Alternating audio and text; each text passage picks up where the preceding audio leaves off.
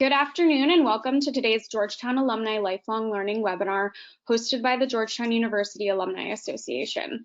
Thank you for taking time out of your day for today's lightning lecture, The American Myth in Literature with Emeritus Professor Michael Collins.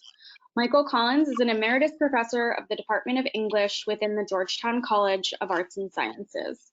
He is an expert on Shakespeare, British theater since 1950, and Anglo-Welsh poetry. He received his PhD and master's from New York University and his Bachelor of Arts degree from Fordham College. Collins has also recently co-edited a collection of essays, Christian Shakespeare ? I'm Kelly Young, Director of Career and Lifelong Learning and Alumni Relations, and I'll be facilitating today's program. Before we get started, I'd like to share a couple of reminders. This webinar is being recorded and the recording will be available on our YouTube channel. You'll receive a link to the recording in our follow-up email. Mike will periodically take questions throughout today's lecture. Please send in your questions using the questions section of the GoToWebinar control panel. If you're having any technical difficulties or other issues, please share those concerns via the questions section of this panel. Without further ado, I'm happy to turn things over to Mike Collins. Thank you very much, Kelly, for both for the introduction and for inviting me to do a lightning lecture. I'll try to make it lightning because I'm trying to compress a 3-hour lecture into 30 minutes. I want to talk, as the title says, about the myths of America. There are many of them, really, but I have chosen 3. And I'll stop at the end of each one. And if you have questions or comments about what I've said, you're certainly welcome to send them to Kelly and she will pass them on to me. The other thing is that while I'll talk a lot about the literature of America, I'd like to suggest that that these myths are really still alive and in the air we breathe, and as Americans, they impact our understanding of ourselves, of the world, and of the country as well. All right, so I begin. I'll begin with Thomas Jefferson's first inaugural address, and it was a very acrimonious election. Federalists and Republicans on one side or the other, arguing essentially about the role of the federal government in the governance of the United States versus the state governments. He said, I know indeed that some honest men fear that a Republican government cannot be strong, that this government is not strong enough.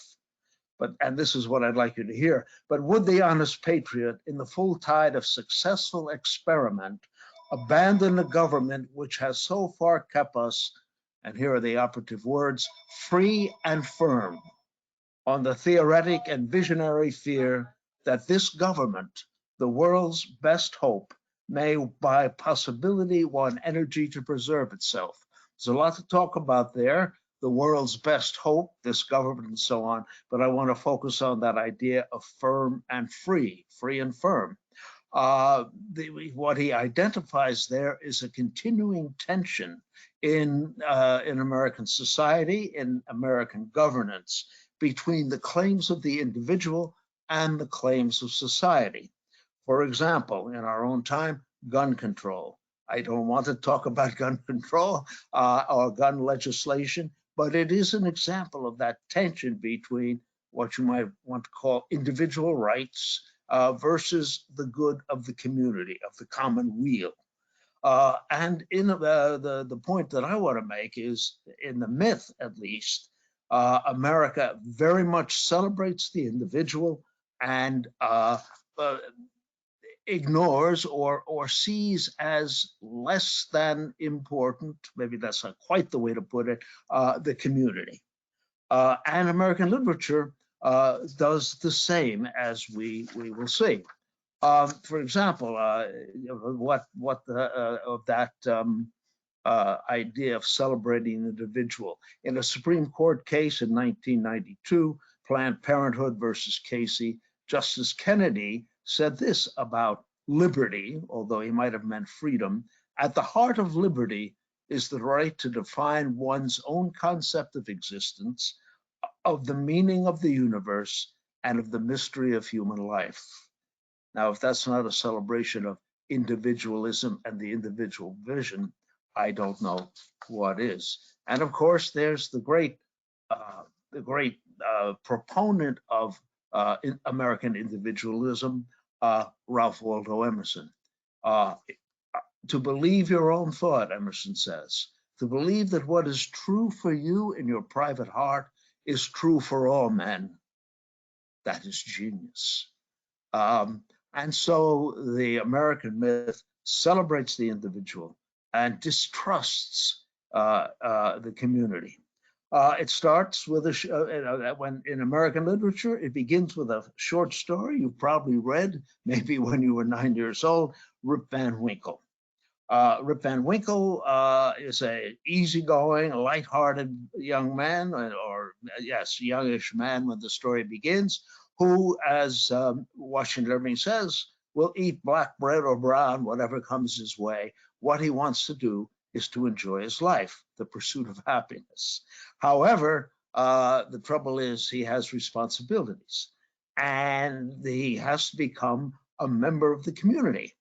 And the voice of the community is embodied in his wife, Dame Van Winkle, who insists that he work the farm and keep his nose to the grindstone.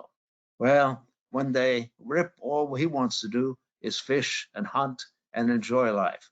One day, as you probably remember, he leaves home, goes out into the woods, significantly into the woods, and there he meets some ghosts, perhaps, of Henry Hudson's crew, the people who sailed into the Hudson River. He meets these people, they give him a few drinks, and he sleeps for 20 years. Then he returns to the village 20 years later. His wife has died. She blew a blood vessel, Irving tells us, screaming at a New England peddler. His children are grown, and he has reached the age where a man can be idle with impunity. He's avoided all responsibility, gone to the woods, escaped the society that would repress him, comes back at a time where he can live freely, a genuine American hero. And that story tells itself in various ways, in various dimensions, over and over again in American literature. However, up in New England, there was somebody, another writer, who wasn't so sure about the story that Washington Irving was telling about the wonders of individualism, and that was Nathaniel Hawthorne. He tells a comparable story. I'd love to know. I've never been able to track it down. I'd love to know whether he was actually responding to the Rip Van Winkle story. But in any case, he's got a story called Young Goodman Brown. Young Goodman Brown lives in Salem, Massachusetts. He's got a wife as well, but she is as lovely and as loving as Dame Van Winkle is shrewish. But young Goodman Brown, who believes himself living in a village, a society of good and noble and God-fearing people, leaves his wife, although she says, stay with me this one night of the year, leaves his wife, goes out into the woods once again, and there he encounters, as did Rip Van Winkle, a kind of preternatural experience. What he comes upon is a witch's Sabbath. And he discovers that all the people in the village, all who he thought were God-fearing people, are actually part of the devil's pact. And at the last minute, as he's about to be initiated into the community of the evil, he cries out, faith, to his wife, resist the evil one. The whole vision disappears. No, he can't be sure if it was an illusion or a reality, but it has poisoned his mind against the community. Those people that he thought were innocent, innocent, good people, turn out to be, all of them, in some way or another, evil, part of the devil's pact. But he reverses himself as well. He thinks He had thought he was evil, but now he believes that he is the only good person in the community. And what happens is he lives a miserable life because he separates himself from the community. Rip Van Winkle, get out of town, get away from the community, be happy. Young Goodman Brown, be an individual, live outside the community, and you live, as Hawthorne says, a miserable life.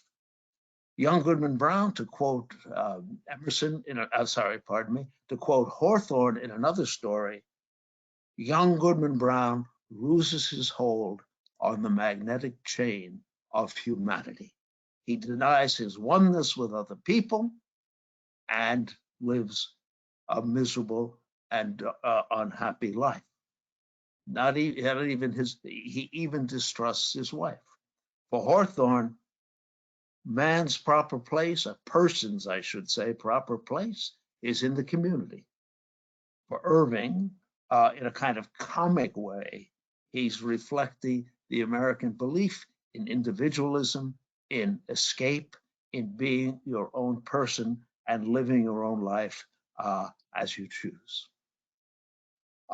So far so good in the sense that I'm on schedule. I'll stop there and see if there are any quick questions about that first myth, the myth of the individual, the celebration in America of individualism and in American. Thanks, Mike. Just a reminder to our audience, if you have any questions, please do share them within the questions section of your control panel. At this point, no questions, Mike, but Okay. message. Thank you for your time today. Okay. Nope, we got one? Yeah, we've got a couple now coming in. Okay. So the first question, the two myths suggest that the right answer is in the middle. No? What's your there? Well, of course, the right answer is in the middle. And when I was a teacher of government and political theory, which I did sort of sotto il tavolo, under the table, that's what I mean. That's what the question was. The name of the course was, "What is the good society?" And one of the answers my partner, Professor Frank Ambrosio, and I gave to the students who asked the question was, well, the good society is the one that finds the appropriate balance between the claims of the individual and the claims of the community. And that might be different times, different places, but in real terms, or I guess in governmental terms, yes, that's the appropriate response. But in the myth, no, the appropriate response is the individual, and this because the society is corrupt, it's suspect, it is repressive, therefore individualism is to be celebrated. In the myth and in the literature, for the most part. Hawthorne is an exception. Okay. Another question, would it be correct to assume that the origins of the myth of the individual are the Puritan colonist response to the European monarchy? Yes, part of that individualism goes back to Protestantism. And I mean, again, I don't want to be too glib about it, but one of the fundamental principles of Protestantism is every person is the arbiter of his own virtues. The Catholics have the hierarchy, the magisterium, the teaching authority of the church. The Protestants, conventionally, it is the individual who comes to his own understanding of what God wants of him and comes to his own relationship. It's an unmediated Protestantism relationship with God. Therefore, that feeds into democracy. Each man, each person, each woman responsible for his or her own choices, and those choices can also be political choices. There's a wonderful moment when I read Emerson to you, to believe your own thought, to believe what is true. There was, I don't know the source of it, but I thought it was perfect. There's a man in Boston living in Boston around the time of Emerson, and his name is C.M. Keefe, and he's an Irishman. So we assume he's a Catholic. And what he says is, we Irishmen are not yet reduced to that moral nakedness. See? Emerson says, believe it and nothing else, just there you are, naked against the world, trusting your own instincts, your own good nature. Keefe's got a whole magisterium backing him up, reduced to that moral nakedness, which startles and appalls us in Mr. Emerson. Emerson strips off tradition, experience, as we'll see, and enters the world trusting himself and his own moral intuitions. Okay? All right. Yes. Second myth, the myth of the virgin land. Well, the land ain't virgin anymore, and as a matter of fact, it never was. But there is in America this idea of an open land. And you heard it last night if you listened to President Biden talking about possibility, American possibility. Well, that sense, part of that sense of possibility comes from the sense that America was a new world, separated from the past, free of the encumbrances of history and tradition and experience, a new world where people could begin again. And as a number of scholars have suggested, and it was very much alive in the early republic, America is seen a new world, well, a Garden of Eden, a place to begin again, and the American as an Adamic figure. I mean, that's what Emerson's saying. Trust yourself. Forget about experience. Forget about history. Forget about the past. What does Thoreau say? I have yet to hear the first syllable of valuable or even earnest advice from my seniors. I used to cringe when I had to read that to the undergraduates. Don't listen to me. There's nothing I can say. Experience, tradition, history means nothing to people like Emerson and Thoreau. And so the concept emerges in the early republic. America is Eden, a place you can begin again, and the American is a kind of Adamic figure, innocent, trusting himself, trusting his own instincts. And now that one story that leads to, I need my book, that leads to is that great American novel, Huckleberry Finn. Huckleberry Finn, the young innocent, the moral center of that book is a young innocent boy.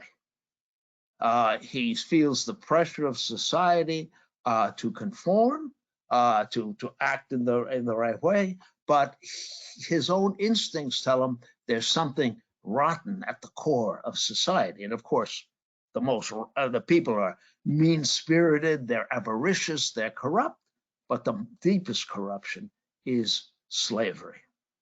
There's a wonderful line when the con men come to town. They say one is getting worried about the game, and the other one says, "Ain't we got all the fools of the town on our side?" And ain't that a big enough majority in any town? And so Huckleberry Finn floats down the river. That's his Edenic place where he's away from society. And once he goes on land, he faces the corruption. And in the end, of course, he says, you can't pray a lie. The society prays a lie. He says, I can't pray a lie. You know you can't. And so he decides, despite what society tells him to do, to steal Jim out of slavery, to steal somebody else's property. He says, all right, then I'll go to hell. The moral vision is the innocent young man, the boy who sees things instinctively, what is right, what is wrong. And then at the end, and this is where the land comes in, there's always that sense out there somewhere is Eden. We settled here. Well, Eden isn't here anymore. As soon as you settle down in Eden, Eden moves somewhere else. But for Huckleberry Finn, he says, let me read the line there. He says, Aunt Sally, Dame Van Winkle, Aunt Sally is going to adopt me and civilize me, and I can't stand it. Another Dame Van Winkle. He says, I reckon I got a light out for the territory, get out of town.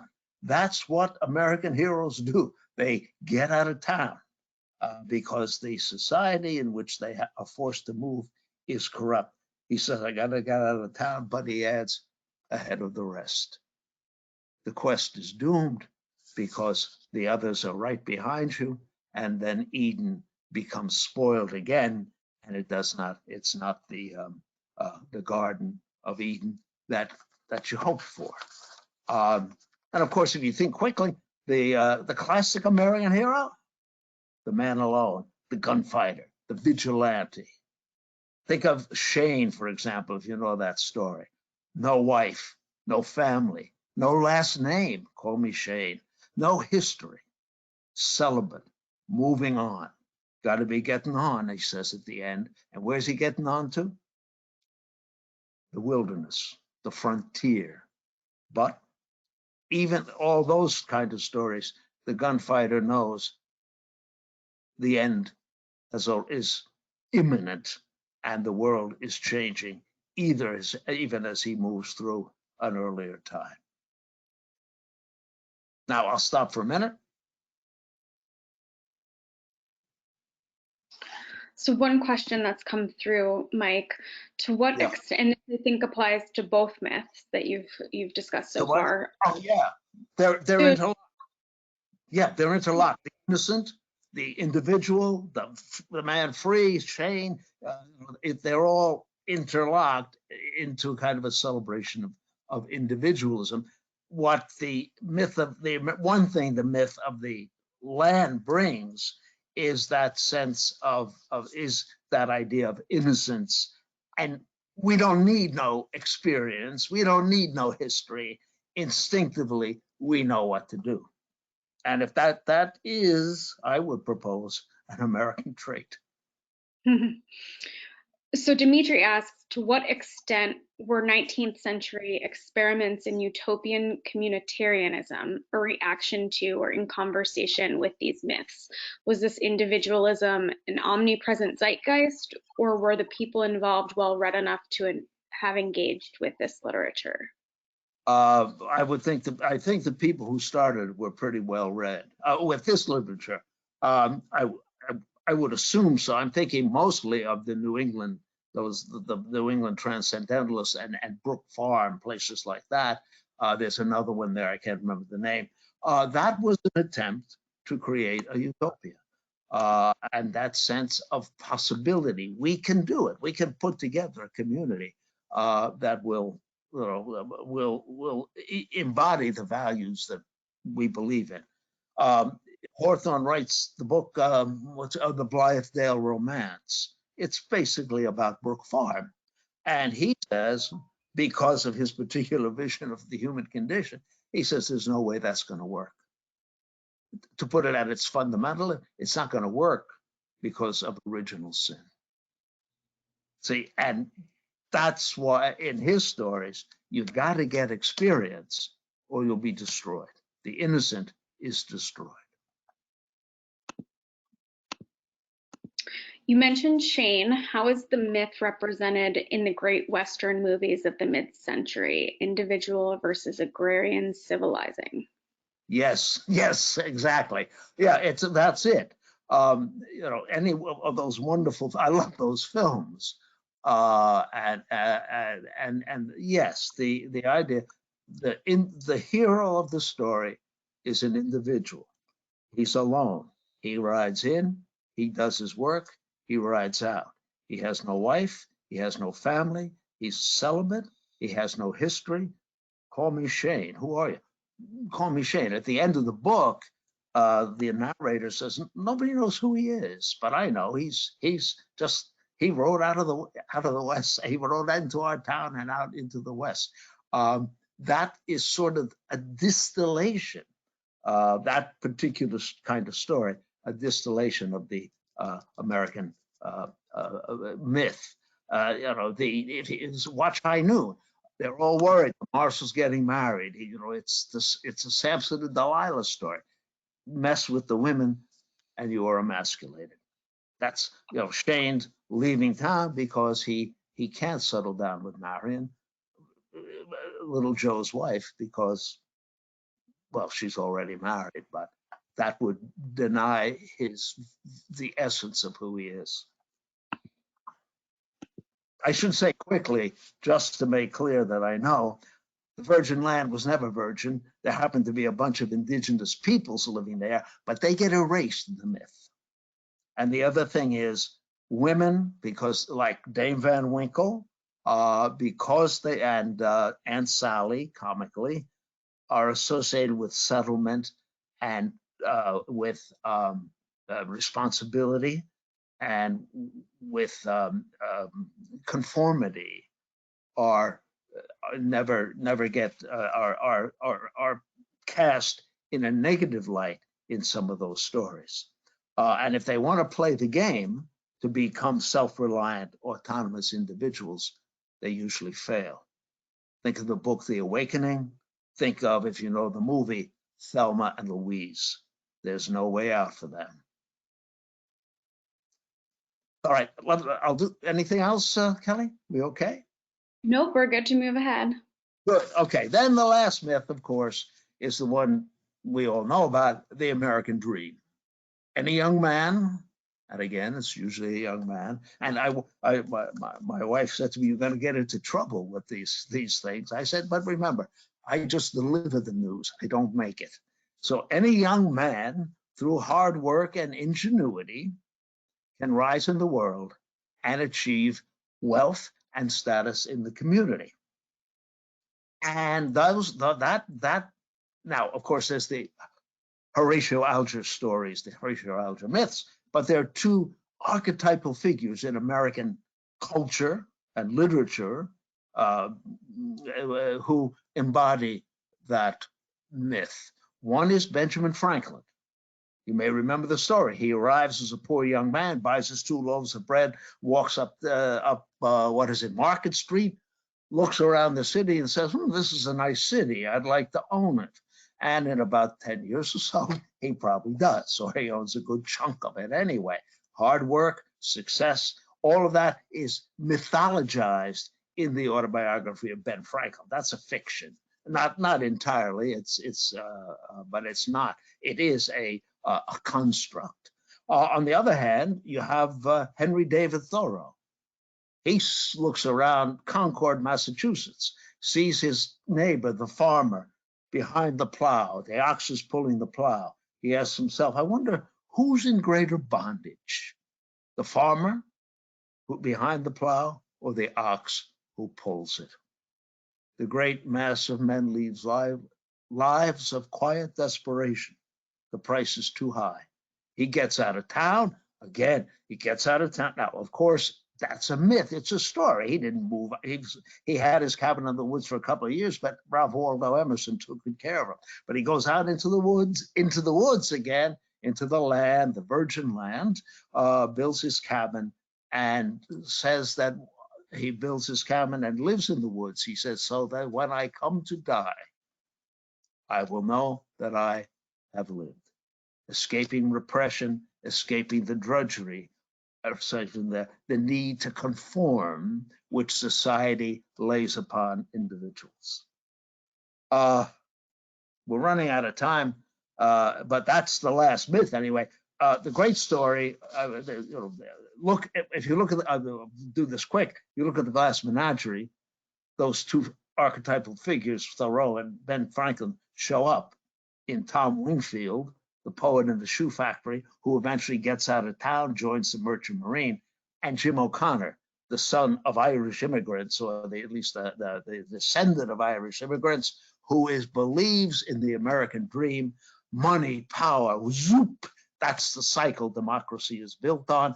Wants to get in on the ground floor, he says, because I believe in the future of television. He wants to make his way in the world. and so he diligently, day in and day out, that goes and punches the clock at the shoe factory. But the great story, of course, the great American story, is The Great Gatsby. Gatsby's pursuit of Daisy. Let me grab something here.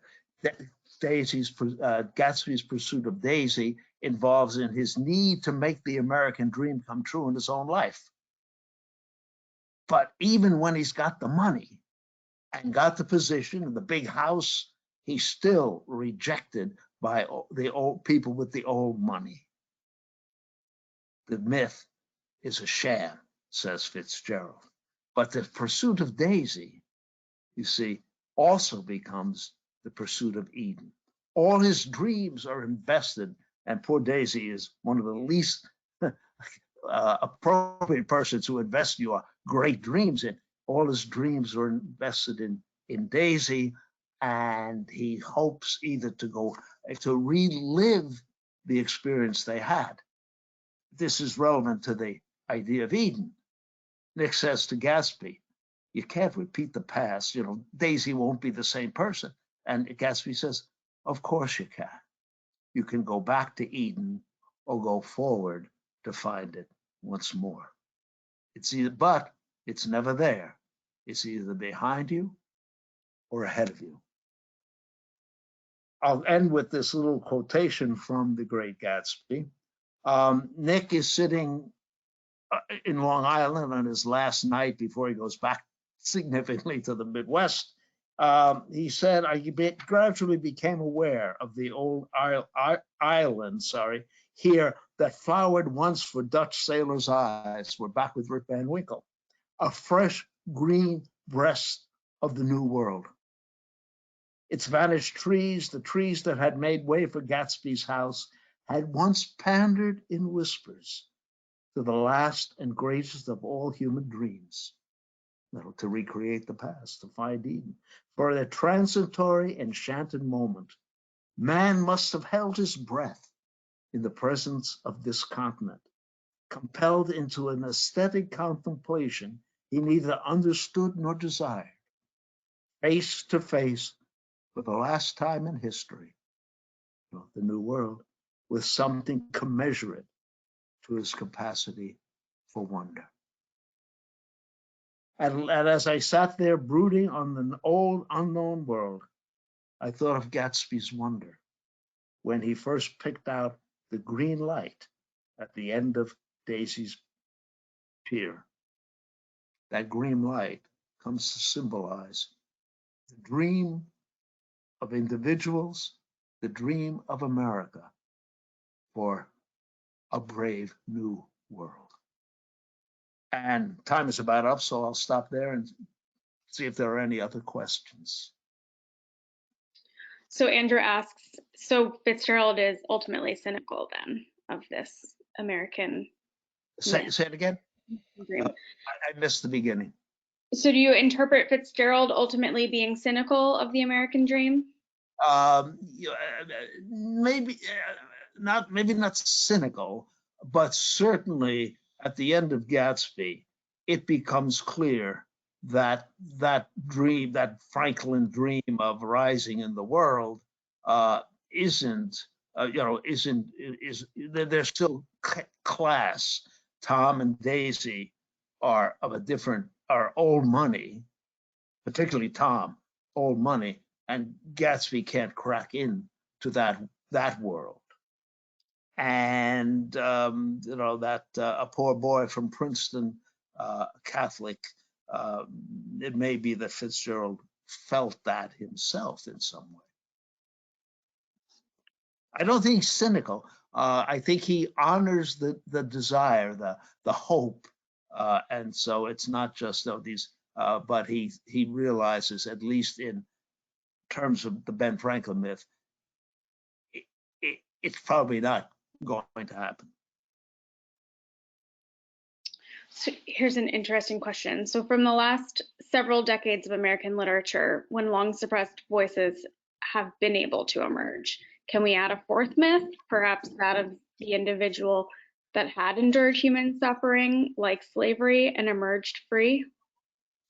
Yes, yeah. There are other stories to be told, but those stories of the Black experience, not all of them, and I am no expert on that, so I don't claim to have any particular exquisite insight into it. But what you read is that those stories take that same kind of form. What comes to mind? August Wilson, Fences. That's the death of a salesman in an African American context. Richard Wright's story, Almost a Man. How does that end? Huckleberry Finn style. The young Black man who has been abused and humiliated by the white farmer that he works for, lights out for the territory. Where's he going? Not west, although maybe some of them would. In that story, it seems more likely he's going north, where the promised land becomes sometimes, if you're in a repressive small town environment, the promised land becomes not the west, but the city where possibility seems to exist. And of course, the great, if you know, the Migration series by Lawrence, Jacob Lawrence, tells it's the same story. Get out of town, go to a different place. The Black experience, however, they try more often than not the city, although there's a whole story about going west in pursuit of Something Sons, a recent book that tells the story of the Western migration of Southern African American Southern Blacks. So we're getting a number of notes of thanks, Professor Collins, some from former students. You're welcome. I enjoyed it. I very much enjoy seeing you and hearing from you again. And a couple requests for the reading list. Okay, if I can dig it out, yeah. But no more questions anyway. None at this time. Okay. Let me make sure. Yes, just many notes of thanks. And we certainly do appreciate you taking the time for this lecture and editing down hours worth into this lightning fast experience. I wish I had had the 3 hours. I think I could have done a better job on it, but I thank everybody for listening, and thank you for the questions, and thank you, Kelly, for inviting me, because I really enjoyed doing it. Well, so how about one last question? Sure. We have an audience member who's interested in how you might address Hemingway within the context of. Oh, yeah. Hemingway fits right in, and he was on the original list, and I just ran out of time. Here's an interesting thing. If you know A Farewell to Arms, well, first of all, the great story is The Killers, and at the end, the young Nick Adams, although I'm not sure he's given the name of Nick in that, but yes, he is. Yeah. The young Nick Adams says, it's they're going to kill. These two killers come, and they're going to kill Ole Anderson. And at the end of the story, the young man says, it's too awful. I got to get out of here. So for Hemingway, get out of town, go to the country, go to the woods, go fishing in Madrid, in Spain, and anything. But the interesting thing is, A Farewell to Arms is set in Italy, but it uses the same sort of metaphoric pieces. The good place is the country where the priest lives, that where the snow is hard under your feet and so on, those wonderful Hemingway descriptions. Society is corrupt. How is it corrupt? Primarily by the war, but even more importantly, as the story goes on, it breaks down at the retreat from Caporetto. Frederick Henry leaps into the Tagliamento River, a baptism, he emerges a new man and goes and then gets out of Italy and leaves all that corruption and killing and horror behind, goes to Switzerland. And there he lives a kind of pastoral life, a momentarily Edenic life. The trouble is, and I don't say, please understand what I'm trying to say. Trouble is, he brings Catherine with him, and that relationship, given Hemingway's vision of the world, that relationship cannot be sustained, and also because, Eden eventually erodes. You can't live Eden when you live in, and so Catherine has to die, and then we wind up with the Hemingway existential hero. But it's the same sort of thing. The natural world, the outside of society is good. The settled, ordered world, the official world, bad. There is the break, the baptism, the new world, the emergence from the Tagliamento River, and the Edenic moment in Switzerland. One way to think about it, American literature is a pastoral literature. If you can get to the country, that's where you will find happiness. But it's either gone before you get there, or it doesn't endure. I got to get there, he says, ahead of the rest. But the rest are coming, and then the frontier territory becomes the past, becomes the old world. Make sense? Yes. You have time for just one more question, Mike? I do, sure. Okay. So Rob asks, doesn't the second myth also partially explain the New Americans' evil treatment of Native Americans and the theft of their lands, and also the denial and erasure of their history, culture, and so forth? Yes, exactly. The myth, as I said, the myth erases the indigenous people. It's a brave new world. It's a virgin land. No, it's not. There's 1 million or more people living on the continent. Now that ties in a more heinous way, I think, into this idea of manifest destiny. If you talk about it, in mythic terms, you kind of gloss over it. But if you start thinking literally, historically, and you consider this belief in manifest destiny, which seems to be a motivator among other motivators to go west, then indeed.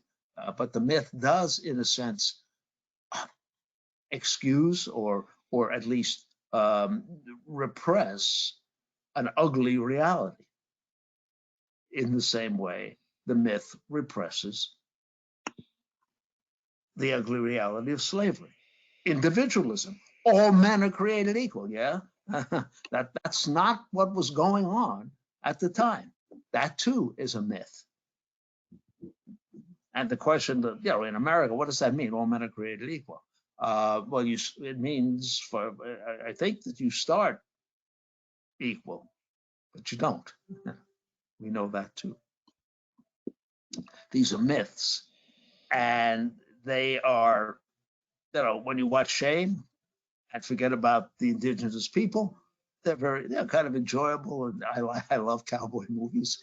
But when you start thinking about the fact that they impact our thinking or our understanding as America, then they become a little less, what should I say, less, they become a little bit more pernicious. Well, Mike, we are just at time.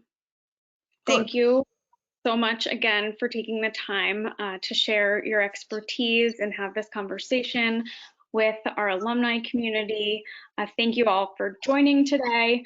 Please look out for our follow-up email, which will include more information on our upcoming programming, as well as the feedback survey and link to today's recording.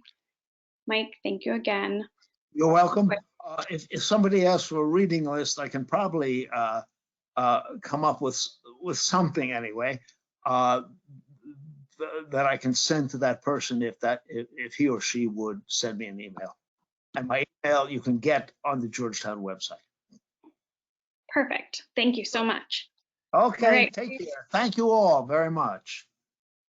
Thank you all. Hoya Saxa. Have a great day.